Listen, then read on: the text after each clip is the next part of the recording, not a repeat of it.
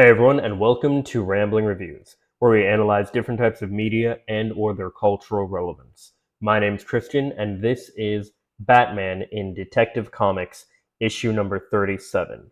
Once, of course, again by Bill Finger and Bob Kane. Now, before we get into this issue proper, I do want to mention something because we see that this issue does in fact have Batman on the cover. These are called detective comics, and for much of the detective comics, especially originally, Batman wasn't exactly front and center because they're not Batman comics, those would come later. These are detective comics. However, the issue that we covered earlier, issue number 34, was, I believe, the last time we are going to have a detective comics comic where Batman is not front and center, not on the front cover. Basically, once Batman came onto the scene, Detective Comics became just about him. For a good while more here, the Detective Comics do still have other issues. This is why I'm still calling this Batman in Detective Comics, because I don't care about the other issues necessarily or the other stories. We might go through some of those later or some, I don't know, maybe. But for the most part, we're just focusing on Batman, especially for this series. But yeah, Detective Comics did in fact have other stories in them. And from now on, though, they knew that Batman was like the the thing people cared about with Detective Comics. Now, as for the story itself, this story is called, albeit retroactively, The Screaming House or The Spies. And you'll see why later, but there's not too much to go through as far as the mythos of Batman. There's not really anything major that happens, like in the last issue where we saw the introduction of a, pretty popular villain within the series, as well as Batman having his, you know, first big moment as a hero and recognition that he deserves, and things of that nature. However, we do have some important things to go through here, like, for starters, the blue Batmobile is back. Now, I would say this is still not officially the Batmobile.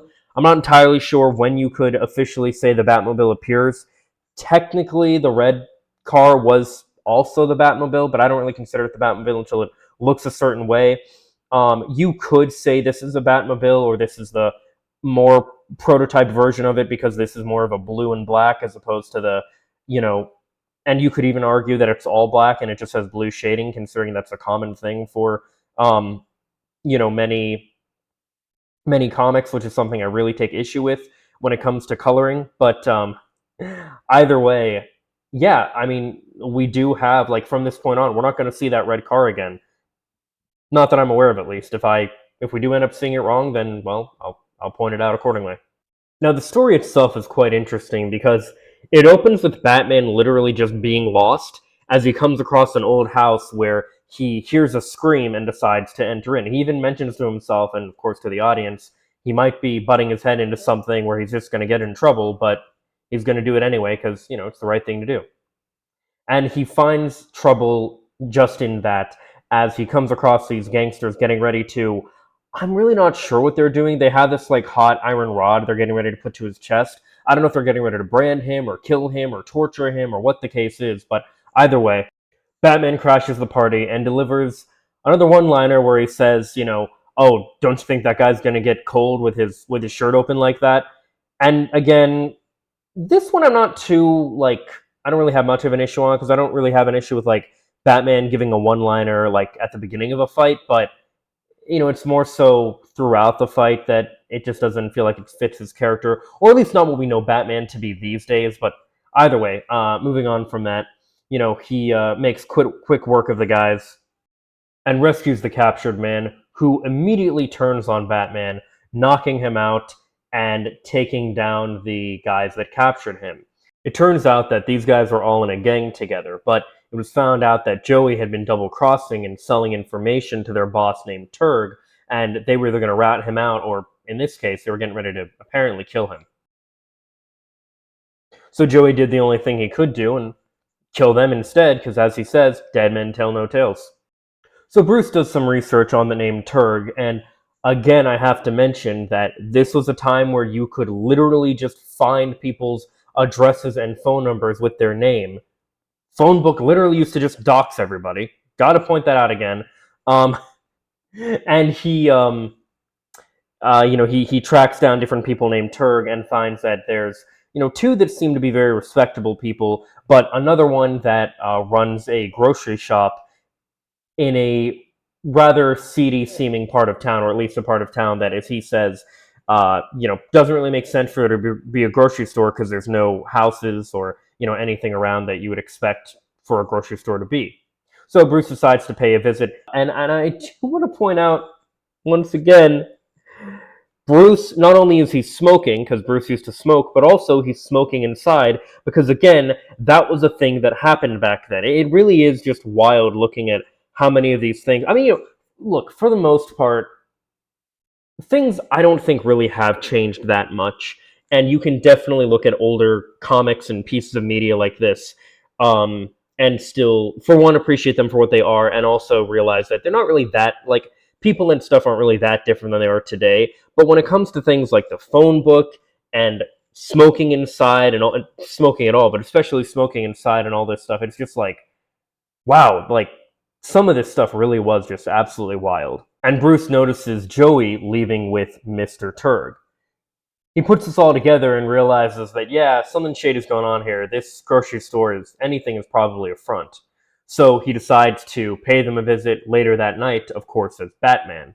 As we have this rather unintentionally hilarious, to me at least, moment where when Bruce returns and speaks to the store clerk by the name of Al, he just he tells him, as he seemingly knocks him out here. I thought he was grabbing his arm originally, getting ready to break it, but it looks like he just punches him and knocks him out, and he says, "I'm not here to buy groceries this time." And it's like, dude, way to spill the fact that you're one of his customers. You were previously here. Like, it's just funny, and also it's just funny for him to be like, "I'm not here to sell to buy groceries now." It's like, okay, like, I don't know, it's just funny, especially coming from Batman.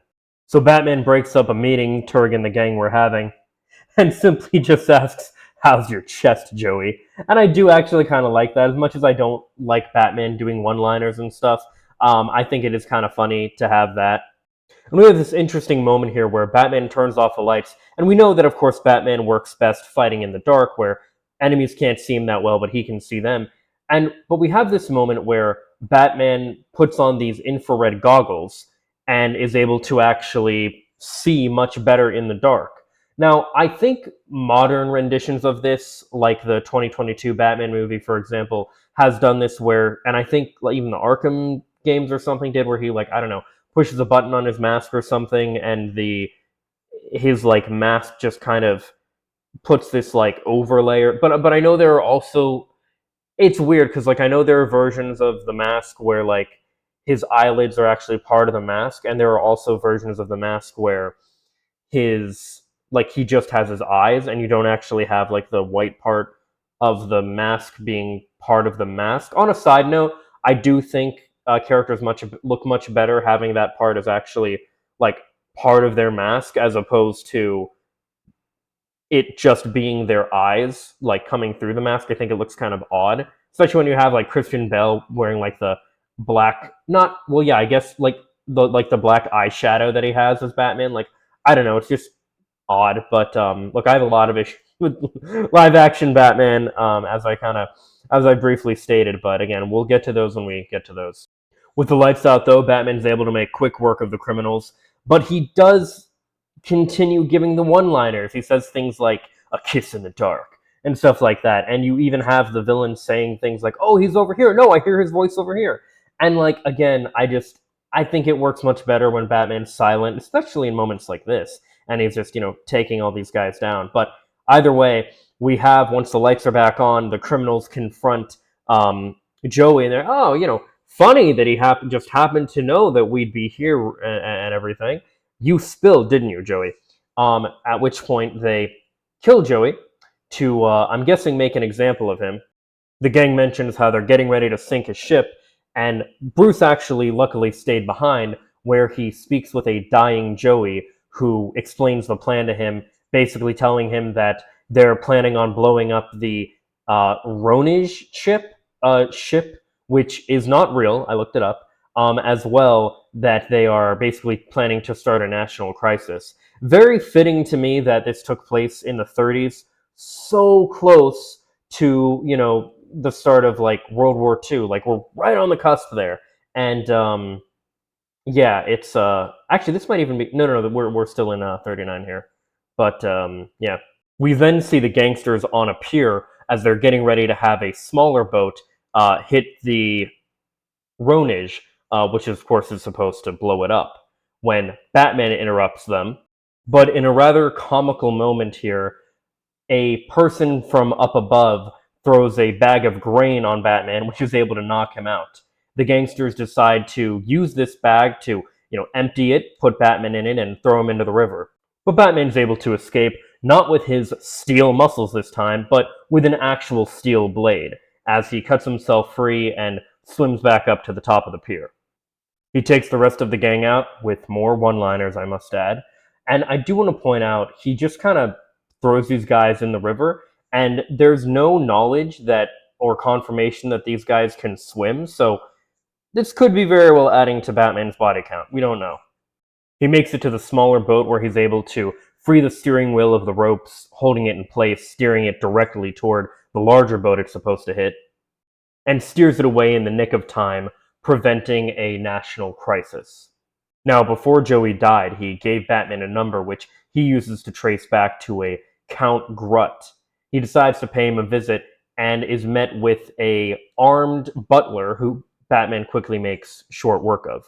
Batman confronts the Count and announces that he's been disguising himself as Elias Turg, as well as that he is the head because he's the head of the operations here. He announces that he basically figured out the whole thing when Turg was the only one that didn't show up for the operation, and that this Count, who of course is also going by Turg here, is actually a foreign agent. In a last-ditch effort to save himself, the Count throws one of his replica swords, his decorative swords, at Bruce, which he's able to block with a door. And Batman gives him a good right hook, as we have yet another death. In this case, I would say indirectly caused by Batman, but I mean, he did essentially punch the guy into his own blade. And it ends with Batman just kind of speculating on what would have happened. It's better that this guy died, because if he didn't, he could have sent thousands to die on the battlefield, fighting in a war that he would have caused. But that is the end of the issue here, and that with that we come to the end of the first year of the Batman comics. From here on, we're going to have the introduction of Robin. We're going to have the introduction of many other important, well-known characters in the Batman mythos, such as Joker, Catwoman. So many other different characters are going to really take place. We're going to really start seeing the mythos of Batman being fleshed out here with things like the Batmobile, more use of the gadgets, things of that nature, and we're going to see just a lot of things changing. We're also going to see later Batman actually get involved in the war effort, but we'll get to all those things later. As far as this story in and of itself, I mean, I liked the use of the night vision goggles. I liked I liked that he was preventing a war by stopping this foreign gang that was trying to cause a war. I like how that all kind of played out, and I mean, it was a little bit. I don't know if I'd say all over the place, but it was kind of odd, I guess you could say, the way that everything was done. It definitely wasn't like a superhero, like a typical superhero kind of Batman story you might expect, but definitely more on the lines of a detective story. And of course, we are seeing more of those continue on, and those will still be very much a part of the mythos of Batman and everything as we continue on here. But yeah, no, overall, definitely a good story. Once again, I'd say it's worth your time. Again, we have, like I said, yet another death. But I mean, this didn't really introduce too much. It didn't really introduce any new characters. It had the night vision, goggles, which is pretty cool. But I mean, and I guess you could say kind of, cemented, if you will, the blue Batmobile. But other than that, I mean, and of course, blue is getting closer to black, so that's always nice. But other than that, that's it. That is the end of the issue and the end of the first year of Batman. So I think character was definitely off to a strong start with all this, and it'll be really interesting to see where he goes from here, especially as we see Batman expand from comics to all the other media that he's known for today. But either way, as always, these are just my thoughts. Let me know what yours are in the comments down below. Follow me on social media for more. Subscribe and ring the bell to stay up to date. Leave a like if you like. And if not, I hope you find something to do like. Later, guys. Peace and love.